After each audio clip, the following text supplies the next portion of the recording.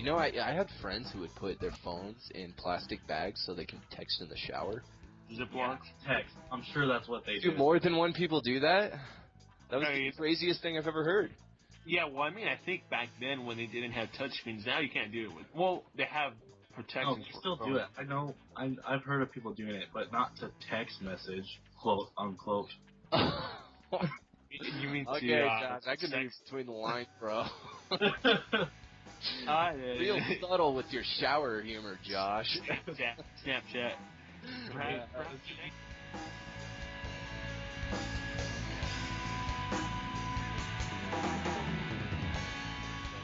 just really don't want him to be a Giant. You know, Sergio Romo was a hardcore Dodger fan. Did you know that? Man.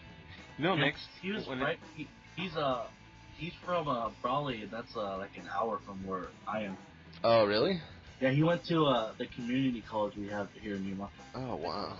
And he got transferred to wherever he is. Yeah, my brother tells a story because he was playing with a guy who knows Sergio Romo, and when he got drafted by the Giants, the first person he called was his uncle, and his uncle goes, "Who were you drafted by?"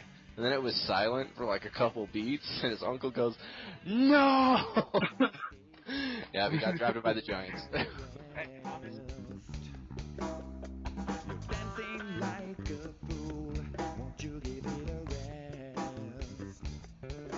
Welcome, fans. Episode 2 of the Dodger Talk podcast. With us again is Ramses Lemus. How's it going, Ramses? Pretty good, man. How you been? Not too bad. Did you enjoy the first episode? Oh, yeah, man. That's a great success for us. I didn't expect it to be that good, you know? I got to thank the fans for making the first episode such a monumental success. Views and downloads in the hundreds, closing in on the thousands. Really, we can't be any more grateful towards the turnout we had towards the first episode of the podcast. As a treat to the fans, we're going to go ahead and answer some of their questions and also read off some of their best comments per our request on the Facebook and Twitter pages. Also with us today for the Dodger podcast is Josh Martinez. Josh, how you doing? Hey, how's it going, guys? Pretty good. Pretty good, what man. are you up to today? Just went fishing, just trying to catch up on the Dodger game. Just glad to be a part of this, and thank you to the fans for making this all possible. Of course. How many fish did you catch today, bro? I caught one with my dad's fishing pole, and then he broke it. Oh, you broke it? What? How'd he break it? No, he stepped on it. Accidentally or on purpose? No, accidentally. Okay. I didn't know such a frustrating sport. Fishing. Hey, it's almost like Milton Bradley breaking his bats. Bradley, that's an old name, dude. What was his problem? I don't know, man. The last time I checked, that guy was doing jail time for something. He was playing for the Jailbirds now. Yeah, he's signed for the California Penal League with Wild Thing from Major League. He signed a 3-year contract. Yeah, I think so. He signed a 3-year sentence with the judge. Ready to get into this podcast, fellas? Ramses, you have some topics you want to open up with, including the recent, it was the road winning streak that the Dodgers finally capped off with the loss to the Cardinals. All right, yeah. We've won 15 straight road wins, what unfortunately ended 2 nights ago. But that was a new franchise record right behind the 1911 Giants. And I would also like to add, we haven't lost back-to-back games dating all the way back to June 21st. That's about a month and a half, fellas. That's about 40 games that we have not lost back-to-back games. So I think a lot of the ways that we're winning, we're not dropping consecutive games, we're not dropping consecutive series, has really propelled us into first place with a pretty substantial lead over the second place Arizona Diamondbacks. And I also want to mention one thing. We have not lost in series in 14 different series, so that's a really good plus, you know? It's fantastic. The Dodgers have been playing outstanding ball, and last night with the eruption of offense against the St. Louis Cardinals, the Dodgers show no signs of stopping whatsoever. But, and then also with last night's win, it also shows because who were playing against the Giants when they beat us and we came back and annihilated them the next game. Mm-hmm. And people always want to count us out, but they really need to know that we're not a team to be messed with. We're here to stay, I think, is the statement we've made in the past month or so. We are now, I believe, 5 games behind the Atlanta Braves for the National League home field advantage for the playoffs. So a lot to look forward to. We still gotta keep winning if we really want to have a fantastic sort of run in the postseason. And we are 13 games over 500, which is a good number to have at this time of year, you know? It was a far cry from where we were earlier. I believe it was suffice to say we were closer to 13 games under 500 a couple months ago. We want to finally mention the addition. It was a huge blockbuster type move. The Dodgers recently acquired Brian Wilson. I believe that's somewhat dated news, but in newer developments, he made his Rancho Cucamonga debut last night for the Quakes. Threw 8 pitches, retired the side in a perfect inning. I don't think the Dodgers could have asked for more from him, especially in the first outing. But upon his arrival to the Major League club, which seems to be inevitable within the next week or two, who do you think will be sent down upon his arrival to the Dodger bullpen? Well, who I think might be coming down is perhaps Steve Gordon. Once Ramirez is fully back and healthy, he's going to be playing that shortstop spot. So pretty much would be no need for D. Gordon at that point. You know, I'm gonna have to agree with Ramses on that thing. We don't really have any other people that we can just move back and forth. I mean, a lot of people would want to see Brandon League sent down, but he just signed a big contract, and I'm pretty sure he does not have a minor league clause written in his contract. I want to go ahead and stay on the topic of Brandon League because I think the general consensus surrounding the Dodger fan base is League is the obvious choice. I mean, he has not performed the tasks that have been asked of him. He was brought in and signed to be a closer. I mean, he's not even being a good setup man at this point. It's been left to Kenley Jansen to close out all the games. Brandon League has recently been placed on waivers. The Dodgers, in sending him down to the minor leagues, which is a possibility, would ultimately kill his trade value. But with a person like Brian Wilson, who has shut down stuff coming up, isn't that the logical conclusion that Brandon League would go down in his stay? Josh? My Dion Brandon League. I mean, the perfect sense would be to send him down, maybe to get his head back in order, because I don't think he's like all there. You know what I mean? It's kind of like, remember Quo? He had that really bad anxiety, and his head wasn't always there in the game. And I think the pressure that Brandon League, with that contract, may be like affecting his performance. Hung-Chi Kuo, for those who don't remember, had a terrible anxiety problem in his stay with the Dodgers, developed a pretty bad case of the yips on 2 occasions, I believe. I think we're seeing a lot of that from Brandon League, maybe not to the extent of Hung-Chi Kuo, but for whatever reason, batters are seeing the ball better against League than they were in the past. He was solid for Seattle, and now we're not getting any sort of return for the money we paid him. Ramses, go ahead. Yeah, what I think is League is a good pitcher. He's done his good stuff in the past. I'm not saying he's not a great pitcher. Just right now he's a little anxious. He wants to get in and out of the. He doesn't want to mess up. And in fact, trying to mess up is when he messes up and gives up that pitch. You know, that one pitch you wish he could get back. You know, throws it down the pipe. But honestly, in the last month, he's pitched all right compared to how he was earlier in the year. You know. I think you're right. He has gotten a little better, but to the sort of standard of play the Dodgers have seemed to have developed in the last month or two, I still don't think he's good enough to keep his job in the major league level. Oh no, we can't have someone as untrustworthy as Brandon Lee coming from the bullpen and giving up 5 runs, 3 runs, doesn't matter how many runs he gives up. We can't have that kind of person, and we have to have that person who shuts him down straight from the gate, you know? It needs to be somebody who can shut it down, and for that, I think it seems likely that he will be sent down to the minors, if not traded, claimed off waivers altogether. I don't know what they're going to do, because they signed that big contract, and the fact that he hasn't been able to perform, do you think they're going to be able to get him to go to somebody, or do you think they're going to have to bite a big chunk of his contract to get him off the team? I think both. I think there's always going to be a need for relief pitching for as long as this game shall exist. But we will also have to eat up some of his contract, at least for another player in return. But what about Brian Wilson and Kenley Jansen? That's going to be a good 1-2 punch, I think. Absolutely. I think Brian Wilson, at the very least, can be a suitable setup guy, especially if he keeps the shutdown stuff that he had post-surgery. It'll be interesting to see. Let's go ahead and move forward with our next topic. Okay. On the subject of Dodgers who were on the brink of losing their job, it wasn't too long ago, maybe 2.5 months, that Don Mattingly was next up on the chopping block. And in a recent statement given by Mattingly, he was approached by owner Stan Kasten with an ultimatum, more or less saying, in so many words, either turn this team around or find a new job. Now that the Dodgers have finally turned it around, do you think that Don Mattingly has coached his way back into contract extension talks, or does he have to do more? Does he have to get this team to the playoffs in order to secure a future with the Dodgers? Yeah, I believe he has to get him to the playoffs at least, minimum, to at least have a chance of getting a new contract. It's okay. The Dodgers are hot right now. I understand that. His moves are still a little, off, but I think in order for him to secure his job, he has to take the Dodgers at least to the NLDS. I think so too. Josh, what do you think? Uh, my, I believe Don Mattingly's biggest downfall as a manager is because he's a player's coach. Mm-hmm. He always wants to give the player a chance. Yeah. Even when it's not best for the team, he's always trying to look out for the players. And I think that's where a lot of his bonehead moves come in, because he's trying to give the players a chance, let them try to get their head right. You know what I mean?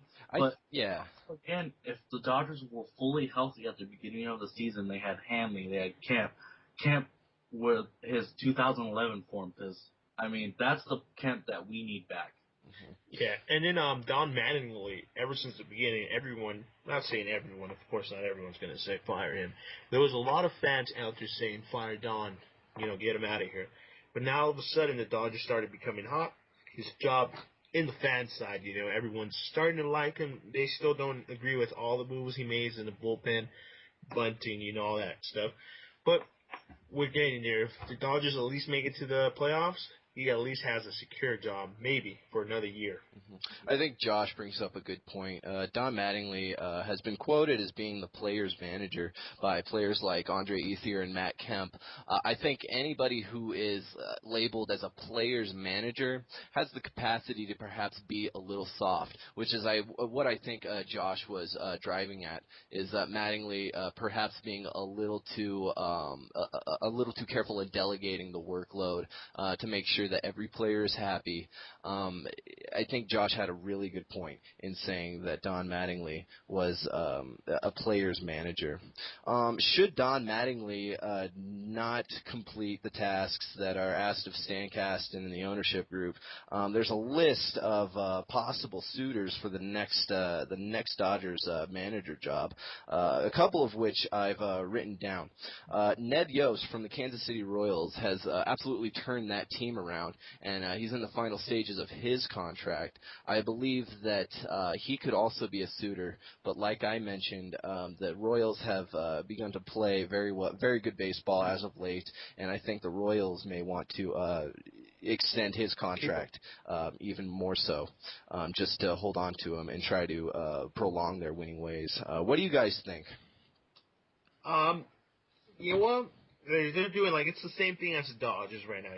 It's the players helping the coach out. His job's on the line. The players starting to hit. Mm-hmm. So it's almost the same similarity. Keeping him would be almost like getting Ned Yost. Same thing. Mm-hmm. Honestly, I'm not sure if you know there's other candidates out there as well. Like the Angels manager, Mike Scioscia. Mm-hmm. He's an ex-Dodger, fan favorite in the Angel Stadium and Dodger Stadium as well because he played with us. He's taken his team to the playoffs multiple times and won a World Series title. He could be one of my suggestions as a possible candidate. Some lesser candidates I also wrote down were Charlie Manuel from the Philadelphia Phillies and Jim Leyland from the Detroit Tigers. Both of them seem to be at the end of their rope as far as baseball careers are concerned. So I'll go back to Mike Scioscia, and I want to ask Josh, what do you think of Mike Scioscia being the next Dodger manager?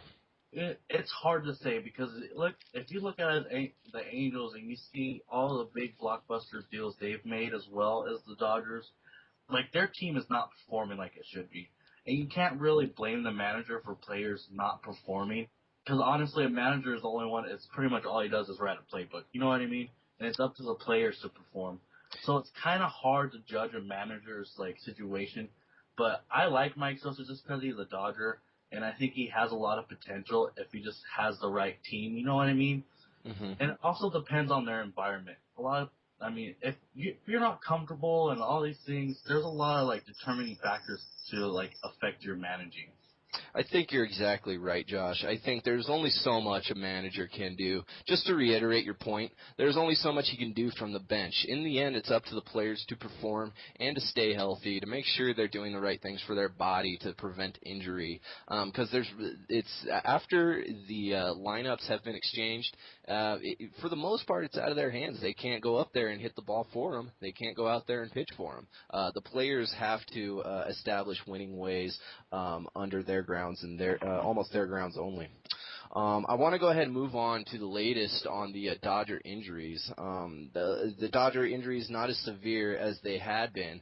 Earlier in the season, it was almost as if you could make a whole new roster just out of the Dodgers disabled list. But this time around, it seems like Hanley Ramirez has injured his shoulder. He is expected to sit out against St. Louis. He has been making progress from what I hear.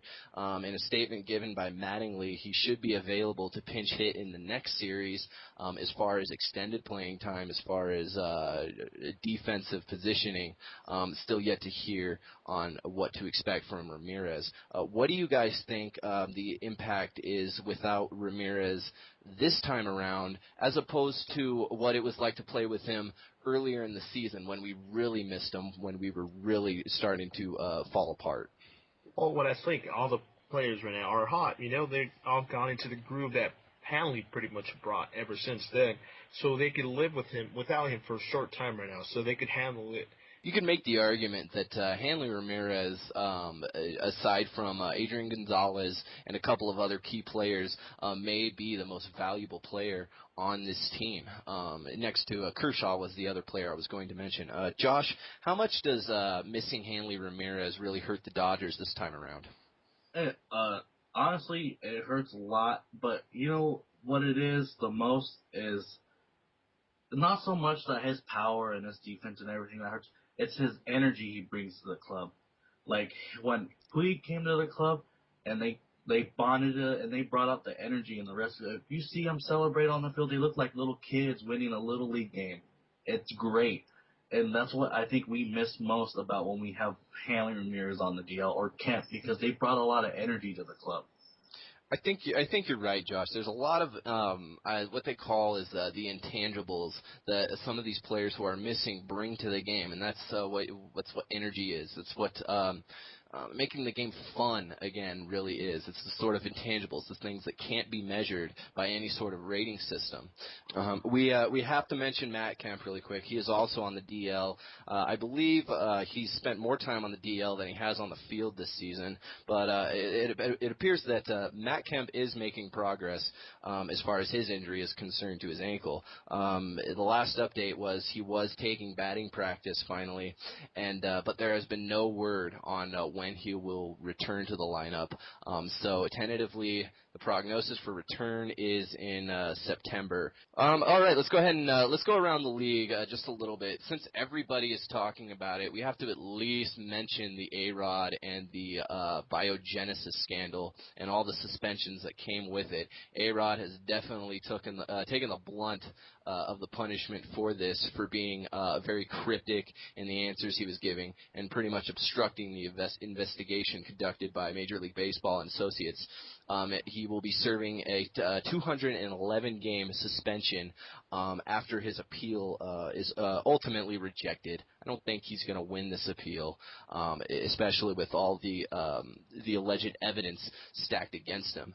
I want to ask both of you guys, do you think the suspensions that have been handed out have really shaken the league down to the foundation, to the point where all the players are going to realize that doping is not acceptable? It is not acceptable in sports whatsoever. Josh, I want to start with you. What do you think? My issue with A-Rod is, in every player that does doping, they need to understand that children look up to them. Mm-hmm. And what kind of example are you showing children? Oh, it's okay to cheat your way to the top. A-Rod, this is his second time around getting caught, and now they have evidence of him doing it from 2010 to 2012, and him allegedly pointing other athletes to go do steroids. Honestly, I don't think his suspension is harsh enough. They need to make an example out of him and make other players realize that it's not anything to play with. Well, I think that they have made a pretty good example of him, basically saying no player is bigger than the game. We will suspend you as we see fit. There was also the possibility of a lifetime suspension, but a 211-game suspension this late in his career is going to last into his 40s. Do you think that's pretty much the equivalent of a lifetime suspension? Ramses, what do you think? Yeah, pretty much. Because after he comes back from his thing, I'm not sure even the Yankees would even consider him playing him anymore. No one's going to want to sign a cheater, in other words. And I also wanted to mention one thing. You talked to Josh about it right now. Does it shake everyone around the league? Yes, it does. It shows that, like you were saying, it doesn't matter who you are in the game. You will have to face the consequences, whether it's your first time or your second time or your last time.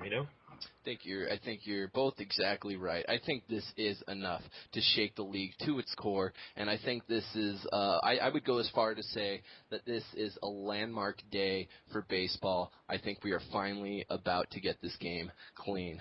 All right, fans. We promised you. We went ahead and asked for your best comments and your best questions from the Facebook and Twitter pages. I want to go ahead and start out with what Enrique Ramirez Jr. asked. I believe he sent the page a message. He asked, will we see the Dodgers versus Braves in the NLCS, or will it be the Dodgers versus Cardinals in the NLCS? Ramses, what do you think? Well, I think it's a bigger possibility with the Braves. Despite the Cardinals are playing good ball, the Pirates are still in first place in their league, so it's a bigger possibility to see the Braves versus the Dodgers, because the Braves are really hot right now.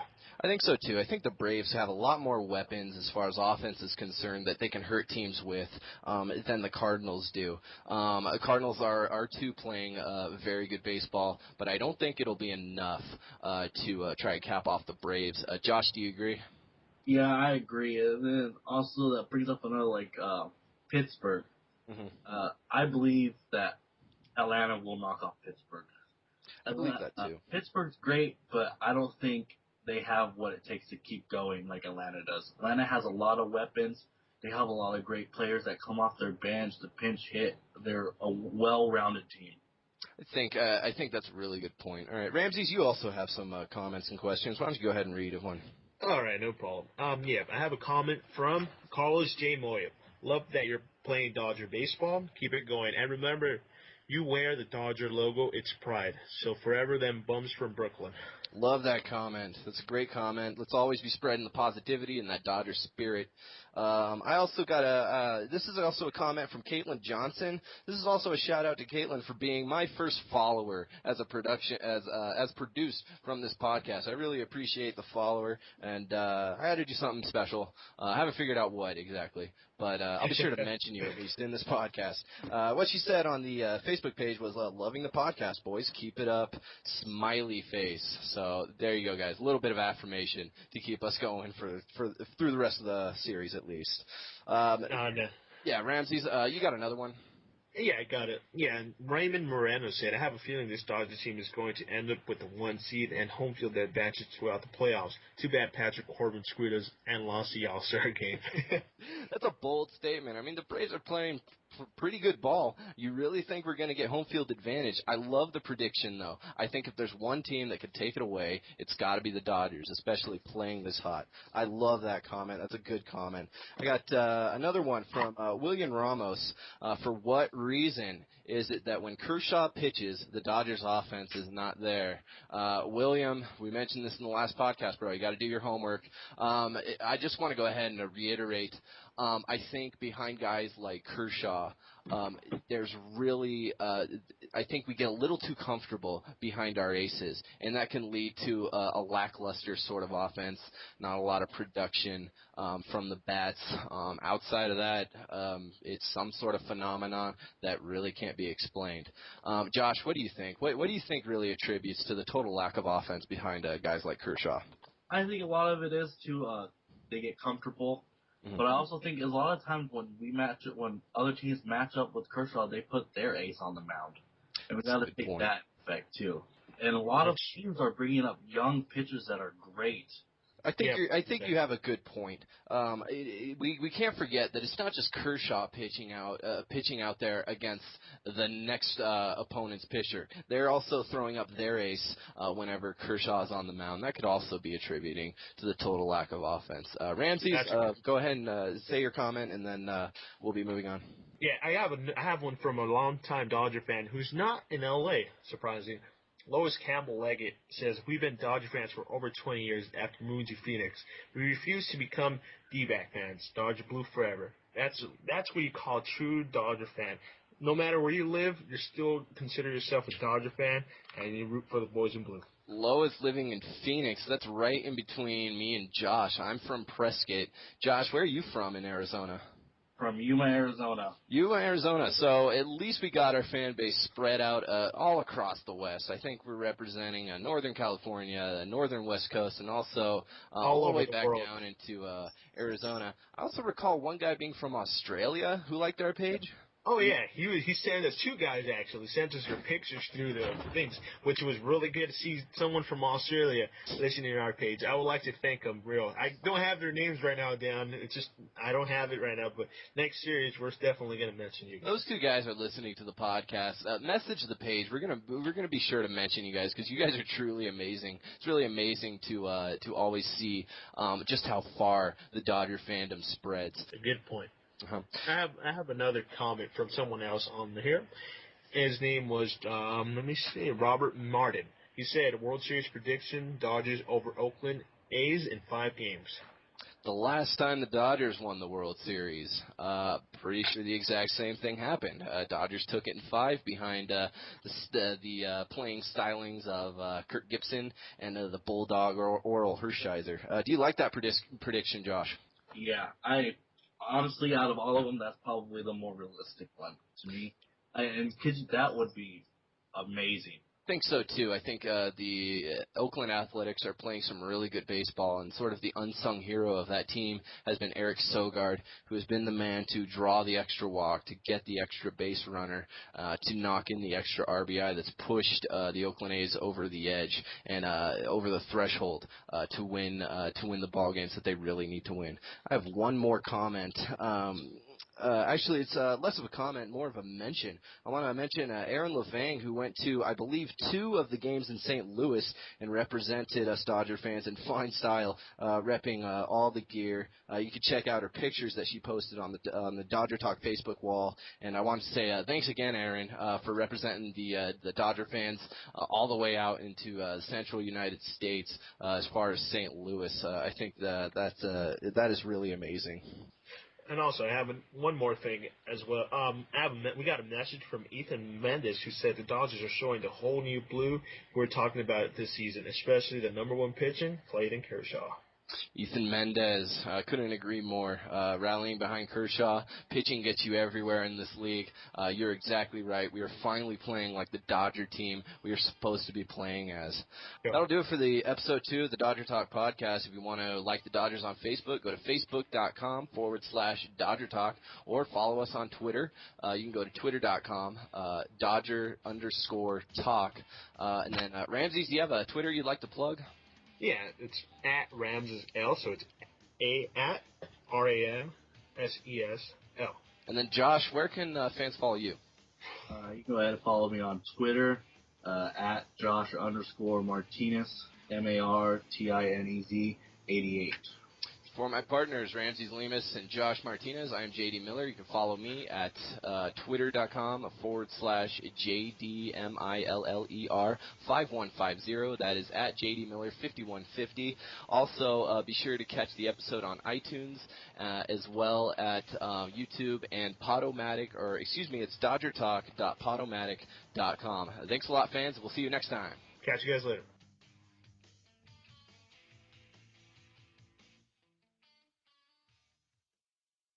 All right, before we close out this podcast, we want to take a moment out of our day to go ahead and say tragic news in Dodger news today.